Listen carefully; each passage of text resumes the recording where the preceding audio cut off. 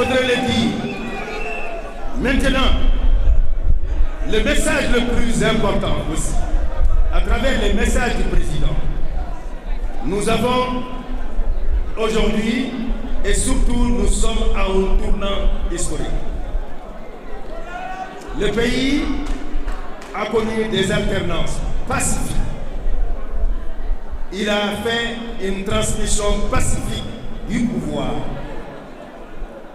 Aujourd'hui, ce qui est important de retenir, il y a un éminent membre du parti de l'APR qui est poursuivi. Je voudrais dès le départ, comme il l'a dit, et comme je le crois, et comme nous le sommes un parti de gouvernement qui a dirigé ce pays pendant 12 ans. Il n'a jamais été question de remettre en cause la reddition des comptes.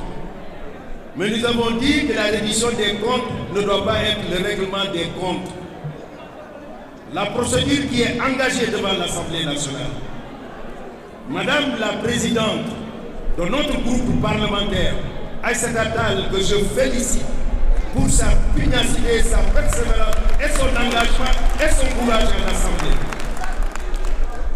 nous a dit que c'est demain que les décisions vont être prises.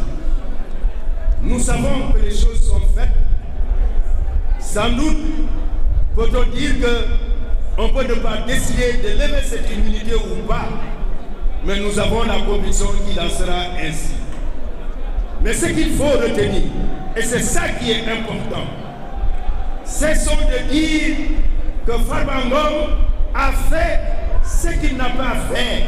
C'est un présumé innocent. Tant que la justice n'aura pas pris, c'est ça le système sénégalais. Les droits de la défense doivent être respectés. Il faudrait continuer à dire que c'est un homme innocent. Et tant qu'une condamnation de justice n'intervient, on n'a pas le droit de le condamner et de dire qu'il a fait ce qui n'est pas encore prouvé. Le dossier dont il s'agit n'est pas entre les mains de ces avocats qui sont d'excellents avocats qui vont s'exprimer demain et dire ce qu'ils pensent de cette procédure. Mais si c'est d'aventure, que l'immunité est levée, que l'enquête est faite, que le dossier parte au niveau de la justice. Le Sénégal est un état de droit. Cela signifie que la justice doit fonctionner sur les principes d'équité, d'égalité et surtout de non-discrimination. Si notre système judiciaire a eu sa crédibilité, c'est parce qu'il y a eu des magistrats indépendants qui ont pu, en leur âme et conscience, prendre des décisions en se fondant sur la loi et leur intime conviction. Nul n'est au-dessus de la loi, mais on ne doit pas le condamner. Nous avons toujours dit que le droit et la politique ne font pas bon ménage. Et pourquoi? Quand la politique entre dans le temple de Thémis, c'est-à-dire au tribunal, le droit sort par la fenêtre. Or, il faut juger selon la base des documents que nous avons.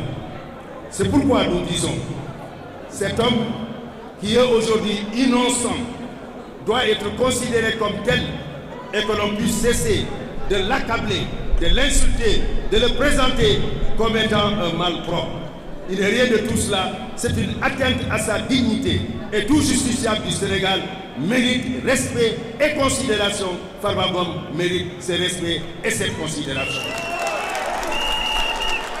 Kon nag mbokk yi wax ji benn la Farba Ngom wax nañ ko ñu ko fi témoigner bare na El Hadj Abdoul Aziz Dabakh nee na diwu baax na mu ne ñan ñoo ko wax su dee mbokkam bii la ñu ne mànduna ci ñen a ko wax te kii dafa baax lu mu def Fuuta te du su ko def du doomu Fuuta de doomi Sénégal la ndax lu muy def ci parti bi suñu parti bi nga xam ne gouverneur du Sénégal ak président Macky Sall di ko confirmer en 2012 et en 2019 mën nañ wax ne que ce parti est un parti qui a représenté un moment le Sénégal kon nag léegi mbir mi ñu ngi koy suivre demee dinañ seet li nga xam ne assemblée dina ko décider mais xam nañ lu ñu war a décider mais ba tey ñu ngi xaar mais dossier bi su fekkee ne dañ ko instruire mu dem au niveau donc de la justice lu ñu war a rappeler justice dafa war a dox ci base yi ñi nga xam ne tey ce matin c'était la rentrée solennelle des cours et tribunaux la justice moom moo war a àtte su fekkente ne différent am na daf ko war a def ci base bi nga xam ne mooy l'impartialité mooy l'équité mooy la justice mooy tout individu tout justiciable a droit à un procès juste et équitable mais ce qui est important lan mooy suñu message tey mooy message du président de la République APR dina défendre Farba Ngom APR dina nekk wetu Farba Ngom APR dina ko gunge et APR du mës a bàyyi ses militants loolu moo doon message bi loolu laa leen bëggoon wax di leen sant di leen gërëm wasalaam. merci toog leen dafa am lu bees loolu mooy mënuñ ko woon wax ci protocole hajawumu kay fii yaa di doo kawlu kolo dañuy démarrer combat bu ñuy démarrer combat dafa loo xam ne dafa bokk ci suñu culture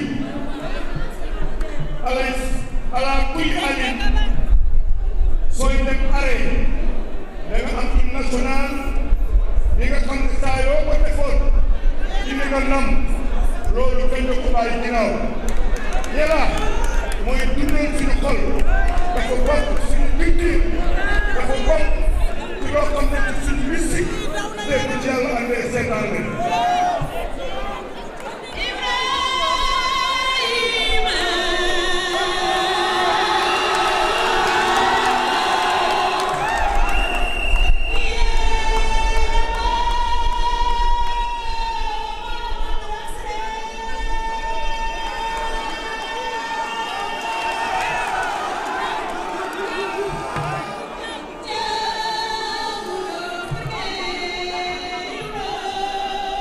teel ñu boy xaaral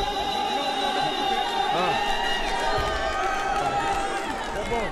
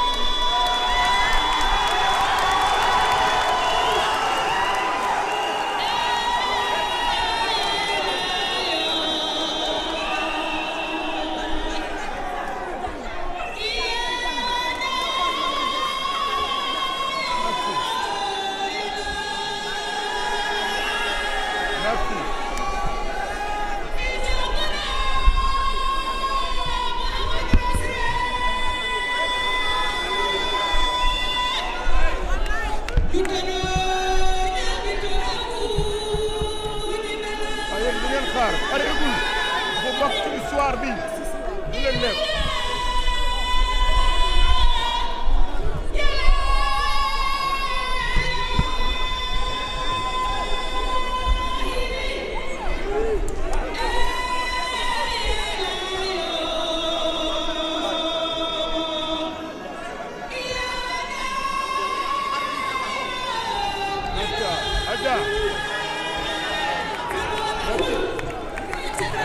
merci beaucoup Allah jaaraama lii mënu woon bañ am jeex na merci